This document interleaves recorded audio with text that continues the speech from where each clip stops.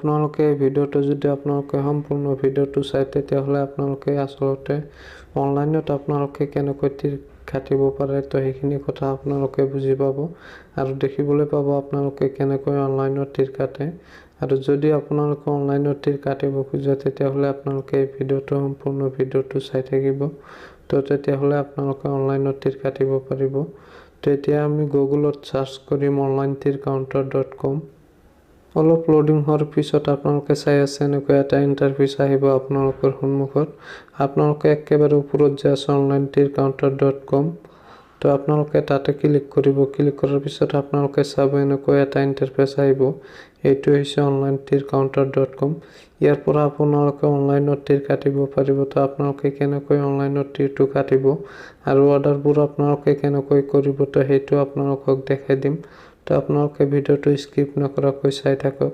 তেতিয়া যদি আমি ইয়াৰ পৰা অৰ্ডাৰ কৰিব খোজো নম্বৰবোৰ তেতিয়া আমি শ্বপ নাওত ক্লিক কৰিম। তাৰ পিছত আমি এনেকৈ এটা ইণ্টাৰফেচ দেখিবলৈ পাম। তো ইয়াতে 9 এণ্ডিঙৰ পৰা আপোনালোকে চাই আছে ইয়াতে 9 এণ্ডিং আছে 8 এণ্ডিং আছে। তো আপোনালোকে ইয়াতে গোটেইকেইটা এণ্ডিঙে পাব 9ৰ পৰা 0 লৈকে।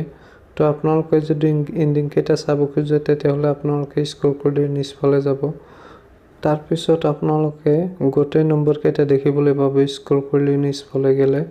তো আপোনালোকে ইয়াৰ পৰা যিকোনো এটা সিলেক্ট কৰিব। সিলেক্ট কৰাৰ পিছত আপোনালোকে 4টা অপচন দেখিবলৈ পাব। আপোনালোকে আসলতে নম্বৰটো ক'ত কাটিব এই 4টা অপচন আহিব। তাৰ পৰা আপোনালোকে যিকোনো এটা অপচন সিলেক্ট কৰি ল'ব।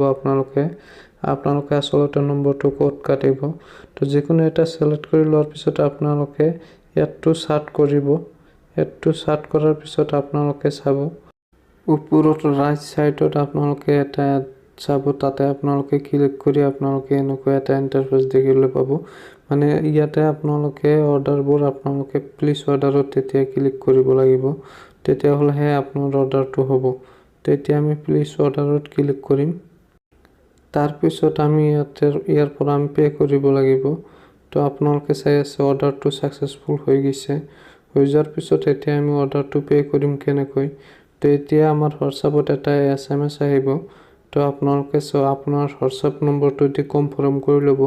তো সেই আপোনালোকে হোৱাটছআপৰ SMS-ত যাই আপোনালোকে পেমেন্টটো দিব পাৰিব। তো বলক এতিয়া হোৱাটছআপত তো আমাৰ হোৱাটছআপত এনেকৈ এটা লিংক আহিছে। তো এই লিংকটোৰ পৰা যদি আমি পেমেন্টটো দিব খোজো তেতিয়াহ'লে আমি ইয়াতে onlinetircounter.com অৰ্ডাৰ ষ্টেটাছত আমি ক্লিক কৰি ইয়াৰ পৰা আমি পেমেন্টটো দিব লাগিব। তো আমি তাতে ক্লিক কৰিম।